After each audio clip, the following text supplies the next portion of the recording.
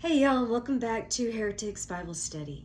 So where do we start this one? We are on son number 5. Our series is called, Oh Brother, Where Art Thou? Because where art thou? Who are we going to put in what order? Remember, we've been building a board, the high priest's breastplate, and pitting the stones with the sons. And which son goes where? Which son goes where? Justin is here with me today. Do you know that they are not listed identically any place in the Bible? Genesis 49 matches with the order of birth, 1 through 4. And then after that, it's just all up in the air. Every other list is different. In Revelations chapter 7, Dan is not on that list at all, which a lot of people consider to be very significant. But honestly, in other lists, Issachar is missing, Simeon's missing, Levi's missing, Joshua's included, and where's Dinah? In the last series on the gemstones, we were looking at these positions together then too. It's sapphire and emerald. Also very interesting about the 5 and 6 position, the sapphire and emerald. Those were both part of the beryl family. And Levi was assigned to the beryl family. So remember, in Jacob's blessing, Levi is scattered. So everywhere we had a beryl, we have some Levitical influence there. And Levi, evil, veil, he's got some trickster energy there. I'm going to show you some more evil. Well, and we've already seen some other evil that we're not going to talk about today. But sapphire and emerald, the Emerald City, and look who is ruling over. Look, who's the mayor of Oz? Remember, we have ruby, like the ruby slippers up here with, right here where we start our journey at Bait. Follow the yellow brick road. And when we first looked at sapphire and emerald, so not only do we have that trickster energy there, and also the breach and the Hierophant sitting in that position.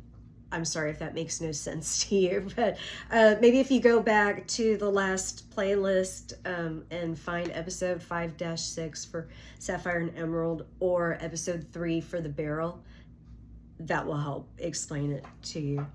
It's just routine now. Anyway, when we first looked at these positions, we put Zebulon and Issachar. Zebulon and Issachar. And that's probably not even right either. But we put those sons there because that was the order that they came in Jacob's blessing. But this time when I was getting ready to do this, and this is why this is taking me so long to put together, I was just going down the line. Dan and Naphtali. But now, if we go back to Zebulon and Issachar, they're reversed. Zebulon is the 10th son, and Issachar is the 9th. But there's already a crossover. Before we ever get to Ephraim and Manasseh, we have a crossover right here with Zebulon and Issachar. Isn't that interesting? Let me show you something else that's interesting. Okay, so Issachar is in the 6th position, but he's the 9th son. Zebulon is in the 5th position. I was going to try and do it on camera, but I don't think that'll work. It's too tight.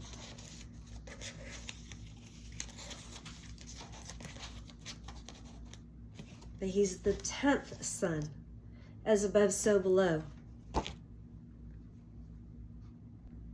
Which when correlated with the card that we have here, the Wheel of Fortune, you know, this gives us, you can even see the X right here. You can even see it, the axle, the whole thing. But of course, we also have an argument for Dan to be here, Dan and Naphtali, because Dan is judgment and idolatry. That's kind of a karmic cycle also, right? Right. So here in this position, we could have either Dan, Zebulon, or Issachar. Because we could go by the sons of Leah, the blessing of Jacob, or the boy's actual birth order. We have three possibilities, but they're kind of paired up, right? So if it's Zebulon, this is Issachar, and if it's Dan, this is Naphtali. It's interesting with both because I don't have the card. Wait, maybe I do. One of our out here cards was the Three of Pentacles, which from the tribe of Naphtali comes Hiram Abith, who is associated with Freemasonry. Up here we have Moses, if that makes any sense. So there is a possibility. You can see here the structure and the secret society stuff, right? So Naphtali works here, Dan works here, or Zebulon and Issachar, because that gives us a different story. If we do Zebulon and Issachar, it actually brings us to today. Like what's boy, that doesn't make any sense at all. All right, let's say that this card represents the Pope, which it does. The Hierophant is also the Pope. And the Pope preaches what? Jesus Christ risen, right? Yes. Okay, and Issachar could be shortened to like Isa. And Saint Isa is what they called Jesus when he visited India.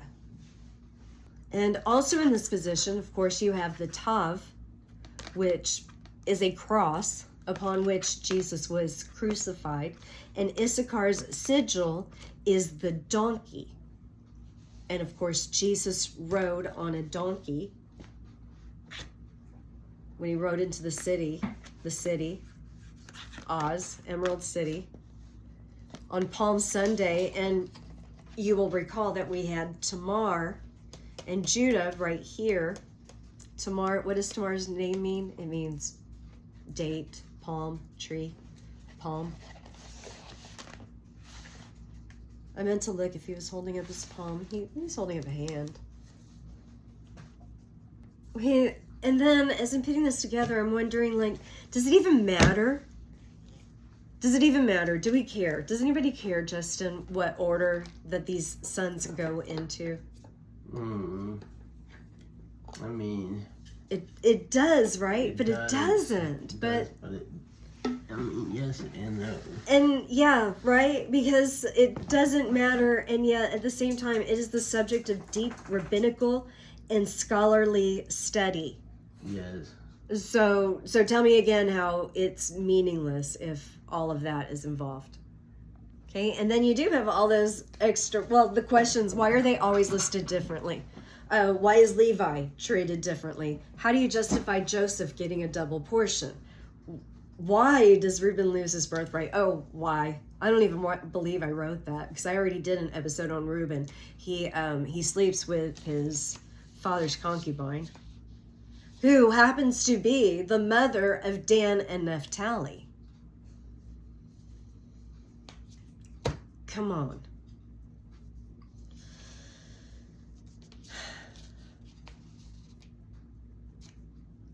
Of course, in Ezekiel 48, Dan is mentioned first. And another very interesting thing about this, formation is this is the board that we came up with from the high priest's breastplate that's described in Exodus chapter 28. Now, in Ezekiel 28, that describes Lucifer's breastplate. And in Lucifer's breastplate, this bottom row, this row moves to the bottom and this one goes away. I don't have a way to display that on this board. But this row goes away and this one moves to the bottom. So this one moves up. Oh, you know what? We should work out that math because I bet that it again moves into a magic square, and it's a magic square. So it should follow all the properties of a magic square. Right? Okay, sorry. Now I'm not making sense to myself. But I think it's also because I feel like right now it's that the sun's, oh shoot, my little aid just broke. What we're really looking at is a V, right? I called it 5 and 6 for sapphire and emerald, but it's really a V. And a V is sort of, I'm just calling it a V because I don't know what to call it. A V is sort of like a 1. So you know how in binary code you have circles? You have O's and 1s, and that's how they speak in binary? You do know that, right, Justin? Here, let me get a math book for me. Where is math curse? See if you can find that on this shelf, and we can show that really quick. In binary code, we count by 0s and 1s, right? But the 1, you have to think of this metaphysically. The 1 can open up. It can blossom like a flower, okay? And it turns into a V.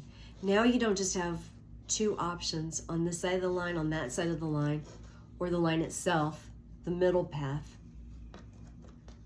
But you have, what? 2 paths.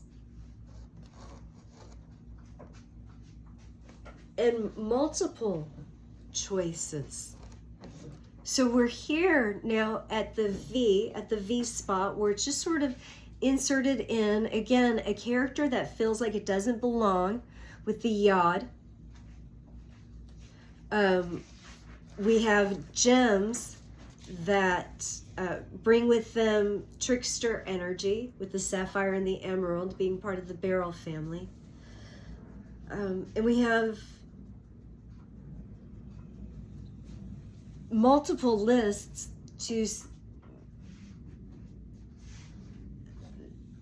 so that we don't know where it's at. Oh, Justin, right there under the book, sir. Oh yeah, I see it. Yeah.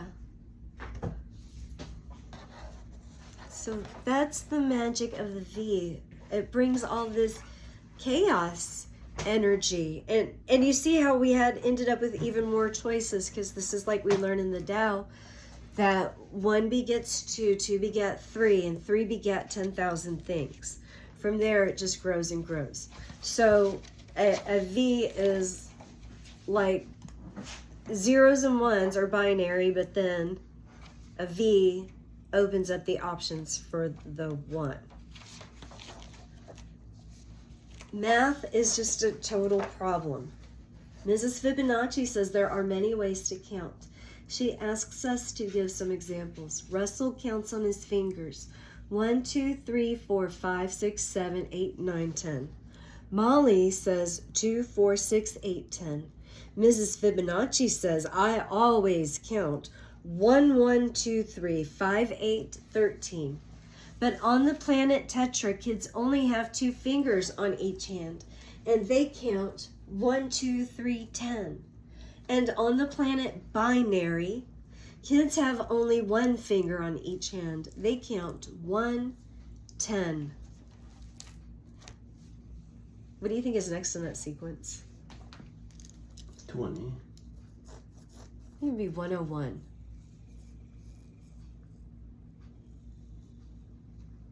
One, 10, 101. Yeah. And then 1010. I think that's how you count binary. I don't know. But do you see how I can open up that binary and make it, there's really 2 pillars, it's like a shadow, and then you can make it so that there's more choices, it opens up. And that's what it's doing here, like a big bang. That's what it's doing here at this spot. We have all this chaos and we do not know who is there.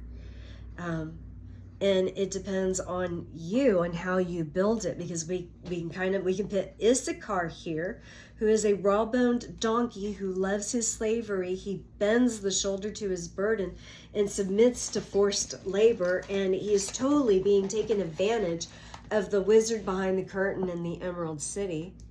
Or we can put Naphtali here, who is working in the shadows out here. Of course, we're going to replace Zebulon with Dan. So Zebulon lives by the seashore. He's merchant, commerce. Zebulon, he will live by the shore, a haven of ships. He borders on Sidon, next to King Tyre. And King Tyre worked with, yes, Hiram Abiff, the son of a widow from the tribe of Naphtali. So,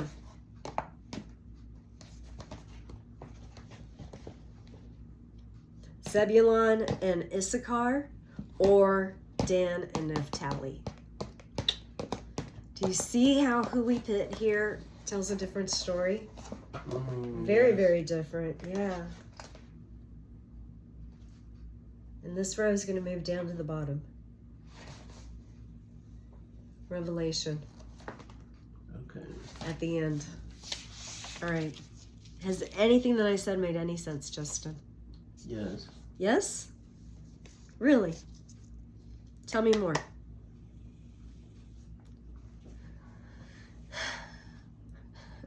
Dan and Naphtali, you were talking about that. And then at the end, yeah, you said you brought in Hiram of Tyre. Yes. Yes. And we also talked about Issachar and Zebulon. Zebulon. Yeah. And we talked about the different lists. And I don't know, we don't have any answer for why is it important, why do we care? I'm not sure, but we do. And I can see it. Can you see it? I can see it. Like, yes. Oh, I see it. I see it. Yeah, I see that happening right now outside. Yes, I very much see that. Okay, I understand that we don't want to be with Zebulon. We want to be, I think maybe this is why the tribes are lost. Not because they haven't tested everybody's DNA and they don't know who's who, but because they just don't know where it goes on the game board. They just don't know. Yeah, they don't know where it goes on the game board. Yeah. They don't know what sun is attributed with what stone and where that stone is supposed to be on the high priest's breastplate. So when they do their little Rubik's Cube, making it into Lucifer's breastplate, it's just not working. Did I come close? Hey, if you watched to the end, thank you. Sorry this episode was so chaotic, but you see how it's just very difficult, and we'll see who comes up next. Thanks. Peace out.